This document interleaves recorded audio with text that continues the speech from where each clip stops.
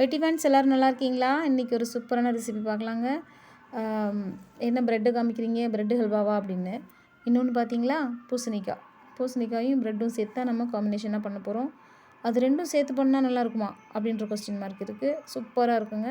கண்டிப்பாக ட்ரை பண்ணி பாருங்கள்.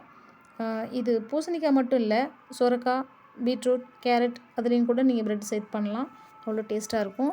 அது கேரட் ஹல்வாவா, ப்ரெட் ஹல்வாவா அப்படின்னு கண்டுபிடிக்கவே முடியாது. அவ்வளோ டேஸ்ட்டாக இருக்கும். கண்டிப்பாக நீங்கள் ட்ரை பண்ணி பார்த்துட்டு எனக்கு கமெண்ட்டில் சொல்லுங்கள். நான் இப்போ வீடியோ காமிச்சிருக்கிறதுல உங்களுக்கு கிளியராக புரியுதுன்னு நினைக்கிறேன். புரியலனா கூட ஒன்றும் பிரச்சனை இல்லை.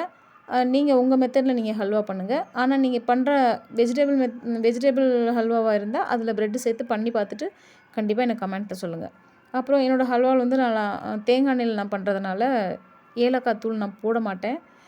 ஏன்னா அந்த தேங்காய் எண்ணெயோட ஃப்ளேவரே ரொம்ப நல்லா கமகமன்னு டேஸ்ட்டாக இருக்கும். அதனால் நான் வந்து ஏலக்காய் தூள் போடலை. உங்களுக்கு தேவைப்பட்டால் நீங்கள் சேர்த்துக்கலாம், ஒன்றும் பிரச்சனை இல்லை. அப்புறம் என்னோடய வீடியோஸ் எல்லாமே உங்களுக்கு பிடிக்கும்னு நம்புகிறேன். இது வரைக்கும் எனக்கு சப்ஸ்கிரைபர் கொடுத்த எல்லாருக்கும் ரொம்ப நன்றி. இனியும் நீங்கள் இல்லாமல் நாங்கள் இல்லை, எங்களை மாதிரி சேனல் பீப்புள்ஸ் கிடையாது. கண்டிப்பாக எங்களோட க்ரோத்து உங்கள் கையில் தான் இருக்குது. பிடிச்சவங்க சப்ஸ்கிரைப் பண்ணிவிட்டு போங்க. Thank you so much. ஹல்வா ரொம்ப டேஸ்ட்டாக இருந்துச்சுங்க.